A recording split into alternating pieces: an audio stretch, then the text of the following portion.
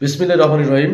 আজকের ভিডিওতে জাতীয় বিশ্ববিদ্যালয়ের এয়ারড্রপ নিয়ে কথা বলবো। মানে যদি আপনার ইয়ার লস হয়, অনেকে কি করে যে honours first year, second year অথবা থার্ড ইয়ারে এয়ারড্রপ আছে, অসুস্থতার কারণে কিংবা যে কোনো কারণে হোক, যে পরে আর পরীক্ষা দিতে পারে নাই।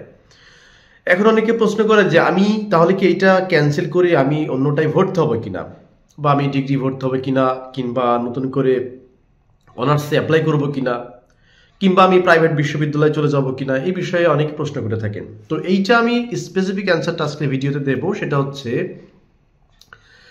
যদি আপনার ইয়ারড্রপ হয়, সেটা হতে পারে আপনার ফার্স্ট ইয়ার অথবা সেকেন্ড ইয়ার অথবা থার্ড ইয়ার, আপনাকে এইটা যে ক্যান্সেল করতে হবে তা না, যে এটা ক্যান্সেল করে আপনি আরেকটাতে ভর্তি হবেন, কিংবা আপনি অন্য কোনো শাখায় চলে যাবেন, শিফট করবেন, এইটার আপনার প্রয়োজন নেই। আমি স্পষ্টভাবে একটা কথা বলি, সেটা হচ্ছে যে এয়ারড্রপ যদি আপনার হয়ে যায়, সেক্ষেত্রে আপনি দেখবেন যে আপনার রেজিস্ট্রেশনের মেয়াদ আছে কিনা।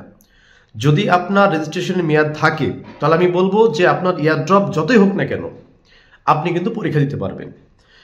এক ইয়ারে হয়তো একবার আপনার ড্রপ গেছে বা দুইবার ড্রপ গেছে, আপনি পরবর্তীতে আবার আপনি অ্যাপ্লাই করবেন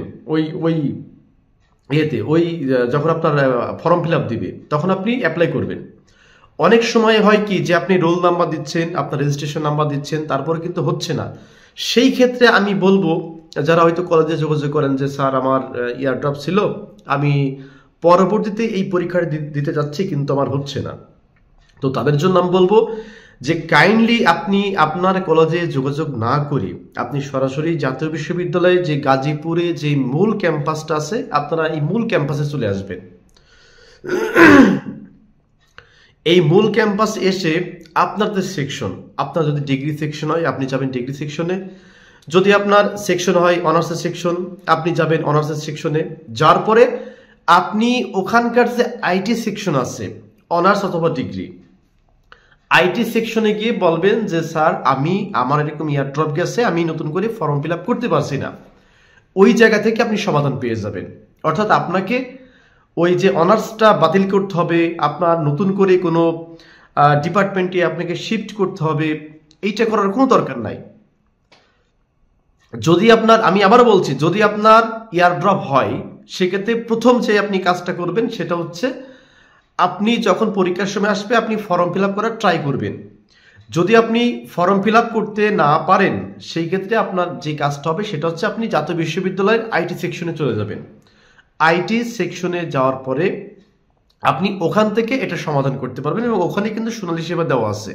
আপনি ওখান থেকে ফর্ম ফিল আপ করবেন, ওখান থেকে সোনালী সেবার মাধ্যমে টাকা পে করে আপনি ওখান থেকে চলে আসবেন। দেখবেন যে যখন আপনার কলেজে অ্যাডমিট কার্ড আসবে, আপনার অ্যাডমিট কার্ডটা ওখান থেকে চলে আসছে।